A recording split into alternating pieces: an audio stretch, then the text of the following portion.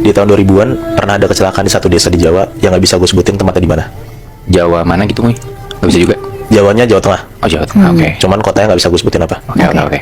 Kecelakaan itu tepatnya ada satu rumah kebakaran di desa itu. Kebakaran itu tuh gede banget, Bi. Nah, kabarnya karena ada minyak tumpah terus kebakar tiba-tiba gitu. Karena awal mula kebakarannya berasal dari dapurnya.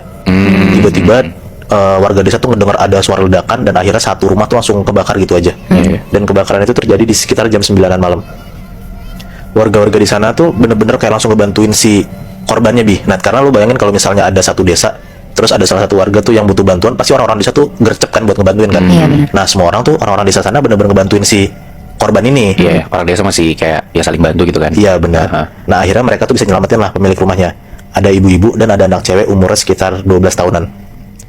Setelah mereka berdua diselamatin, ada salah satu warga desa, cewek ya, kita sebut aja namanya Maya, teriak kayak gini ke warga desa ini. Aku lihat masih ada satu orang, Mas, dalam sana, tolong bantuin gitu. Nah, dia tuh ngomong kayak gitu karena dia bisa ngeliat dengan jelas banget dari jendela luar gitu. Kan dia di luar kan. Dari jendela luar itu dia ngeliat kalau misalnya ada cewek di dalam rumah tuh lagi ngelambai-lambain tangan gitu. Minta tolong gitu. Dan si Maya ini bisa ngeliat jelas banget kalau misalnya si cewek ini ngelambain tangan sambil badannya kebakar semua. Oh shit. Tapi pas Maya lagi teriak-teriak kayak gitu, bener-bener nggak ada satu orang pun yang nanggepin. Karena si orang-orang desa tuh lagi bantuin ibu sama anaknya kan. Nah, nggak lama setelah itu, tiba-tiba ibu-ibu yang baru diselamatin sama warga desa tuh ngomong kayak gini, anak saya masih di dalam, Mas, tolong bantuin. Gitu. Yang cewek tadi ternyata. Iya, nah akhirnya ngedengar si ibu itu ngomong kayak gitu, barulah warga desa tuh gerak buat maju masuk ke dalam rumahnya. Tapi karena warga desa tuh lama ngebantuinnya, sayangnya anak itu meninggal karena kebakaran hebat. Dan si Maya itu ngeliat pakai mata kepalanya sendiri gimana si cewek ini kebakar semua sekujur tubuh dan meninggal di tempat. Dan si cewek yang mati kebakaran ini kita sebut aja namanya Ami. Umurnya sekitar 18 tahun. Oke. 2 minggu berlalu kejadian kebakaran itu ternyata bener-bener ngehantuin si Maya banget. Kenapa? Karena dia jadi satu-satunya orang yang lihat kalau misalnya si almarhumah Ami ini meninggal karena kebakaran itu. Serem banget sih ngeliat ya Ami ini kebakar gitu kan. Iya, dan dia doang lagi bilang. Nah, dia tuh masih kebayang banget sama kejadian itu kan. Karena dia pun juga ngerasa kayak harusnya gua aja masuk di sana daripada gua nungguin warga desa lama ngebantuin, harusnya gua bisa masuk duluan gitu loh. Dia nyesel gitu. Iya, dia nyesel lah karena dia nggak bisa ngebantuin si Ami yang udah meninggal kebakar ini. Tapi perasaan itu dia pendam sendiri, nggak pernah diomong ke siapapun termasuk keluarga dan teman-teman dekatnya di SMA. Jadi by the way si Maya ini umurnya sekitar 17 tahun, masih SMA. Nah, ada di satu malam dia tuh lagi tidur pulas banget nih si Maya ini. Tiba-tiba dia kebangun karena dia dengar ada kayak suara gaduh gitu. Pas dia buka mata, ternyata tuh rumahnya lagi kebakaran hebat. Pas dia buka mata, ternyata bener rumahnya lagi kebakaran hebat banget. Dia langsung panik, dia kebingungan, dia teriak-teriak minta tolong. Ada yang ngebantuin pun juga nggak ada. Nggak ada satu orang pun yang ngebantuin.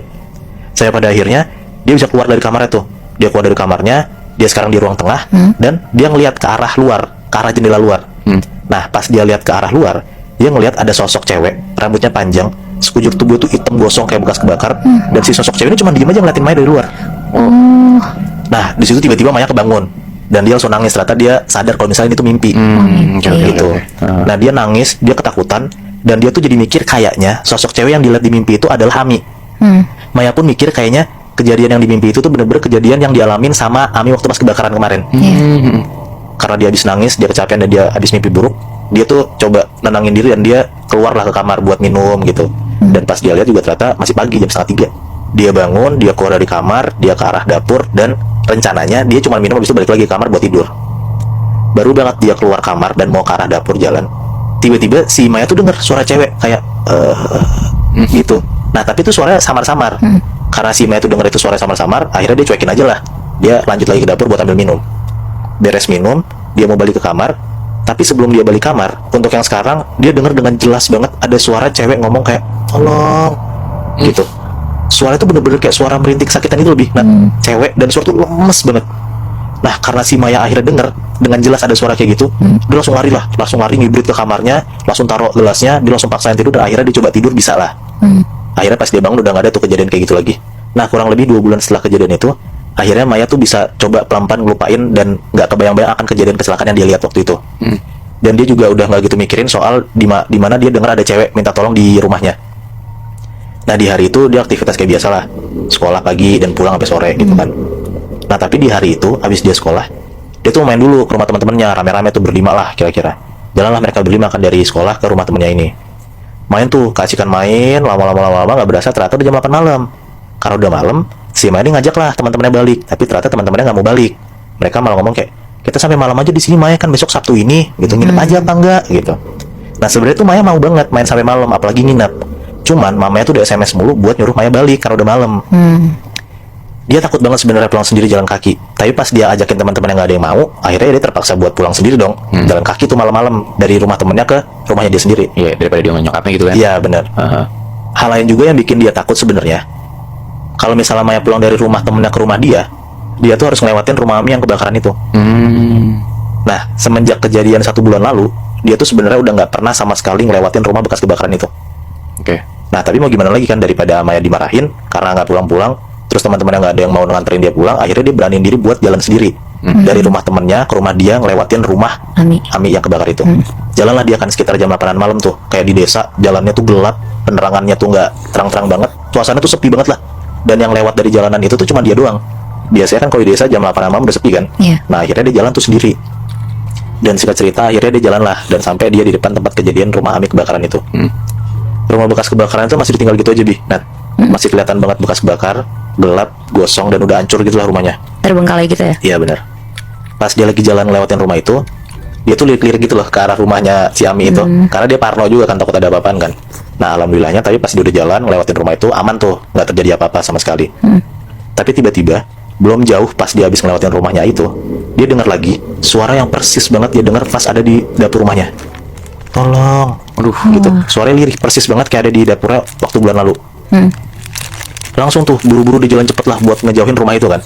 Dia jalan sambil nunduk biar dia nggak ngeliat ada apa-apa di depan, karena dia takut banget setelah dengar suara itu.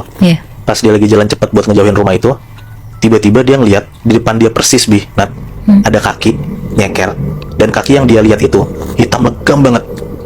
Nah, kan si Maya jalannya sambil nunduk kan, jadi itu dia nggak bisa ngeliat sebenarnya sosok itu tuh siapa di depan dia gitu. Jadi lihat kakinya doang. Iya, dia lihat kakinya doang. Nah, tapi tuh Maya sadar banget kalau misalnya kaki yang dia lihat itu bukan kaki manusia. Karena nggak mungkin ada manusia nyeker terus kaki hitam legam gitu, nggak mungkin kan. Nah, karena dia takut banget, dia tuh langsung ngebalikin badannya dia, merem dan baca doa lah. Gak lama dia habis baca doa sambil merem itu, tiba-tiba dia tuh jatuh, nyosrok ke tanah gitu, tiba-tiba banget. Karena Maya ngerasa kayak di belakang dia tuh kayak ada yang ngedorong kenceng banget gitu. Nah, refleks Maya langsung buka mata dong buat bangun. Nah, pas dia buka matanya, dia bangun, dia ngebalikin badannya dia ngelihat di depan mata dia persis ada sosok cewek tinggi, gosong, dan cewek itu teriak depan mukanya Maya persis, tolong, gitu. Dan saat ini tuh si sosok cewek itu teriak kenceng banget depan mukanya Maya persis. Nah, ngelihat kayak gitu Maya tuh langsung teriak kenceng banget, minta tolong lah tuh, tolong gitu. Nah, sampai akhirnya ada beberapa warga desa sana keluar rumah buat ngebantuin si Maya ini. Si warga desa tuh ngebawa Maya ke rumah salah satu warga desa yang ada di sana lah, kayak buat dikasih minum, kayak ditenangin dulu gitu. Nah, di situ banyak banget, Bi, Nat, yang ngebantuin Maya, sampai ada sekitar 10 orangan lah kayak ngerubungin Maya gitu tuh. Nah, si Maya tuh lagi duduk di teras di salah satu warga desa di sana, dan kebetulan rumah yang Maya tumpangin itu adalah rumah Pak RT. Nah, ditanyalah sama warga di sana kan, sebenarnya Maya tadi kenapa kok tiba-tiba bisa teriak-teriak kayak gitu.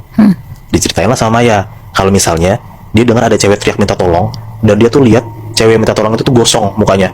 Dan si Maya tuh bilang ke warga desa ini kalau misalnya dia yakin banget sosok yang dia lihat itu adalah sosoknya Ami. Ngedengar Maya cerita kayak gitu, ternyata lebih dari 3 warga desa di sana ngomong kalau misalnya mereka juga sering dengar dan ngelihat sosok si cewek gosong ini. Pas ditanya sama Pak RT di sana kenapa mereka ngalamin hal yang sama kayak Maya, ternyata 3 orang selain Maya itu juga ngelihat dengan mata kepala dia sendiri saat Ami kebakar di dalam rumahnya sendiri.